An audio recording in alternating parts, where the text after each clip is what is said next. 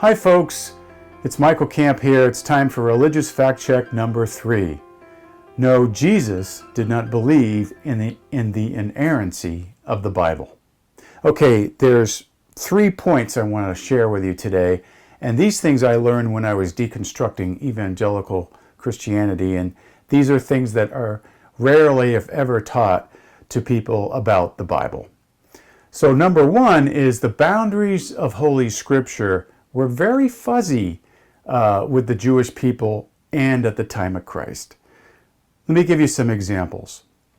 The Sadducees, a stream of Judaism, they only believed the Torah was Holy Scripture. That's the first 5 books of the Old Testament. The Pharisees had their own traditions that they thought were inspired, and they also believed in the prophets and the writings, the other scriptures that we have in our Old Testament. Now the Greek Jews in about 175 BCE, they translated parts of the Jewish scriptures, and they included 14 books that you can find in no Protestant Bibles today. And so Greek Jews considered those to be Holy Scripture. Another example would be the Essenes. The Essenes had their own set of scriptures that came from what we call the Dead Sea Scrolls. And those included things like 1st Enoch, the sons and light of darkness, etc. And one of those, 1st Enoch, was actually quoted in the New Testament book of Jude. So they considered these other writings to be scripture. The final point is on this one is that the canon, or the definitive list of the Jewish Old Testament that we know of, the Jewish people didn't even decide that until the 2nd century or later. So that wasn't even part of their concept of Scripture until even way after Christ. So the point is that the Jewish people and Jesus, they had not decided what the Jewish scriptures were at the time of Christ. Most people think they had, but that's not true. There were different lists of scriptures considered sacred depending on who you asked. So the second point on this is that there was always debates about what in the scriptures were truly inspired by God. The Jewish people were constantly debating these things. In fact, the best example is the Old Testament itself critiques itself. Places like Hosea, Isaiah, Psalms, Jeremiah, and Micah, they all critique the sacrificial system that was laid out in the Torah. The psalmist said, "Sacrifice and offering you do not desire." Hosea said, God desires mercy, not sacrifice. And even Jeremiah goes so far as to say that God did not originally institute the sacrificial system. Another point would be that there are narratives in, for example, the history or the writings in the Old Testament, like 1 Samuel and 1 Chronicles.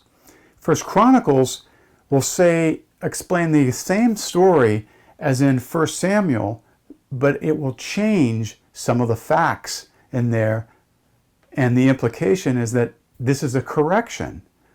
For example, in 1 Samuel, there's a story that says that God caused King David to sin in a particular way. But in 1 Chronicles, that same exact story, it says Satan caused David to sin in this way. Another point would be when Jesus came on the scene, he, in effect, entered into these debates about, what was the character of God? What was God really like? The most obvious one is when he challenged the eye for eye, tooth for tooth, and life for life narratives and said, no, don't violently resist people. He said, God is merciful by nature. And this directly contradicted the narratives in the Torah, like the flood story, or the Joshua narrative, of the Canaanite conquest and the eye for eye and capital punishment commands. In fact, in the Canaanite conquest, God specifically says, I'm not being merciful. I don't want to be merciful with his enemies.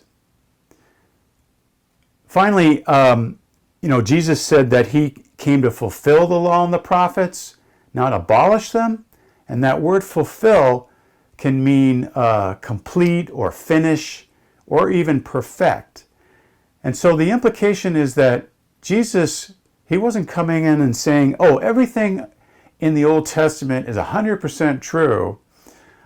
He was saying, no, I'm going to clear up some of these debates that everyone is having and tell you what God is really like. And that, he was coming up to clear up questions that people were asking about the character of God.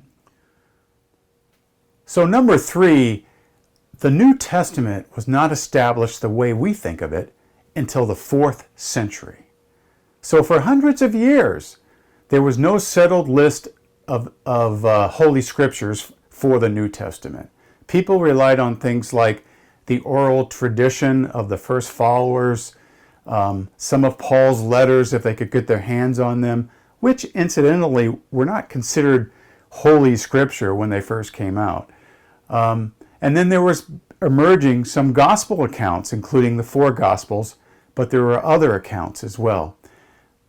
Another point is that many of the New Testament books, when they start to emerge more and more, and people started reading them more, there were always disputes about them. Even books that got into the New Testament, they were disputed. For example, Revelation, Jude, Hebrews, 2 Peter, 2 Timothy, 2 and 3 John. These were some of the books that were disputed at times by Orthodox Christians even. The book of Revelation was pretty much outright rejected by at least half the church. The 4 Gospels, as they emerged, they were generally accepted, but there were other Gospels too. So people accepted the Gospels that they got their hands on or they saw or preferred. The Eastern Church actually trusted the Gospel of John more than they did Matthew, Luke, and Mark. So these Gospels, they didn't say, oh, it's mandatory that you read these particular Gospels. There were also, the other fact was that the Western Church, they did not trust the book of John because the Gnostics used that book.